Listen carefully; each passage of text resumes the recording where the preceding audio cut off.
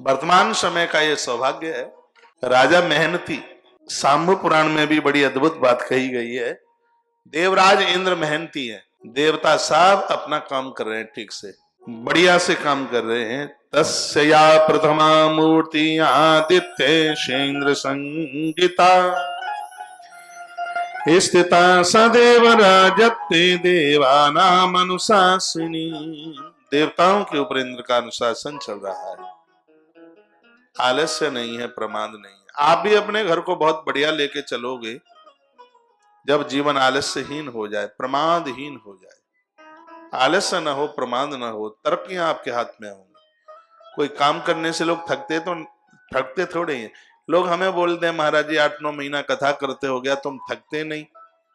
मैं कहता हूं मैं थकता तो नहीं हूं, ऊर्जा जरूर मिलती है इससे, हमें उत्साह मिलता है, ऊर्जा मिलती है, अच्छा लगता है, सकून मिलता है। नहीं तो बंद पड़ी तो मशीनें भी जंग खा करके खत्म हो जाती है, फिर उन्हें कबाड़े में देना पड़ता है?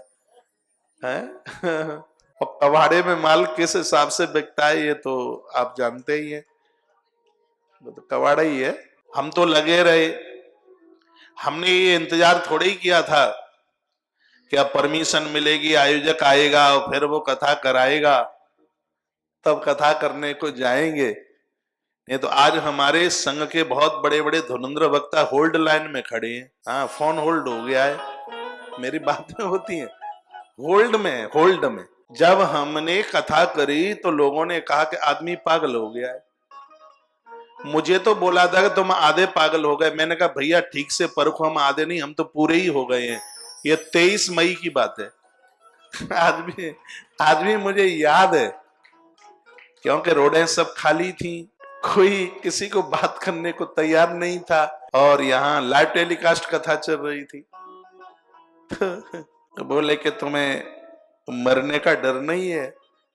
हमें बोला कोरोना हो जाएगा, लोग आएंगे। मैंने कहा 6 चीजें ईश्वर के हाथ हैं, वो उसे दे दो और अपने कर्तव्य को पूरा करो। जिन्होंने मुझे एक बात कही उनको मैंने एक कथा सुनाई 23 तारीख को, और कल भी फिर मेरी उनसे बात हुई। 23 मई के बाद कल बात हुई है, इतने लंबे समय के बाद। वो सूर्य पुराण, कल की पुराण उन्होंने पूरा सुना है। कुछ नाम ऐसे हैं बताए नहीं जाते ना, आप पूछना भी मत, ठीक है?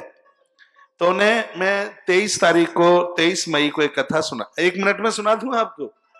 हाँ, 23 मई को एक कथा सुनाई। वो जब वो बोल रहे थे आप हमारे मित्र हैं और हमें तुम्हारी बड़ी चिंता है, ये सब छोड़ छाड़ दो, नहीं तो दिक्कत हो जाएगी, दुनिया छोड़ के जाना पड़ेगा।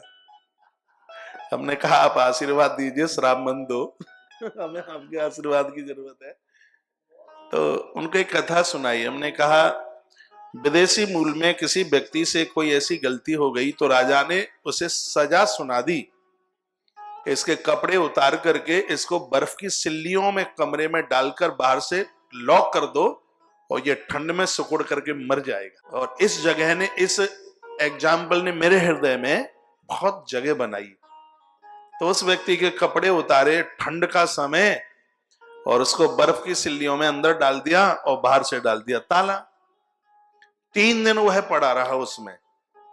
राजा ने अपने अनुयायियों को कहा कि वो मर गया होगा, मरी लाश बाहर निकालो। सो देखा वो तो बर्फ की सिल्ली पर बैठ करके सितार बजा रहा था मन से, होठों से। वो प्रसन्न था, वो आनंदोत मग्न था। लोग दौड़ करके आए। प्रदेश में तो ठंड बहुत पड़ती है, बहुत ज्यादा सर्दी पड़ती है, ज्यादा, इसलिए वहां का ब्लड प्रेशर हमेशा लो रहता है और उसकी वजह से वो चाय कॉफी पीते हैं। लेकिन भारत का आदमी तो जो वो करेगा सो ही हम करेंगे, इसलिए तो चाय पीछे पड़ गई। अंग्रेज आए, वो चाय का पौधा वहीं से लेके आए थे, वो इसलिए क्योंकि वो ठंडे इलाके में रहते तो उनको जरूरत थी उसकी चाय की और कॉफी की। यहाँ के लोगों ने नकल की उसकी। तो ठंड में भी जब वो व्यक्ति बर्फ की सिल्लियों में भी वो नहीं मरा, तो सूचना राजा को मिली। राजा ने कहा कि उसको हाजिर करो मेरे यहाँ। उस व्यक्ति को बुलाया, कहा हम तेरी सजा माफ कर देते हैं, बस तू ये राज बता दे कि ठंड में लोग घर में मर रहे हैं, तू बर्फ की सिल्लियों में नहीं मरा। ये बस राज बता दे और हम तुझे माफ कर देते हैं।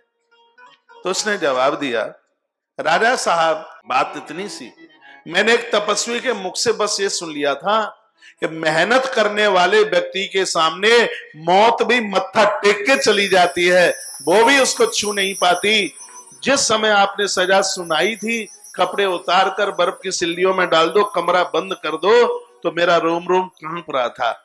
और मृत्यु के समय पर, क्योंकि मैंने ये सुना था किसी तपस्वी के मुख से कि मेहनती के तो चरणों में मृत्यु मत्था टेक के चली जाती है, मौत उसका कुछ नहीं बिगाड़ सकती, मुझे कमरे में बंद कर दिया। तो मैं सोच रहा था कि मैं यहाँ क्या काम करूं, क्या मेहनत करूं, तो और तो मेरे दिमाग में कुछ नहीं आया। राजा साहब मुझे 3 दिन हो गए बर्फ की सिल्लियों को उठा उठा कर इधर से उधर पटकता रहा, उधर से इधर पटकता रहा।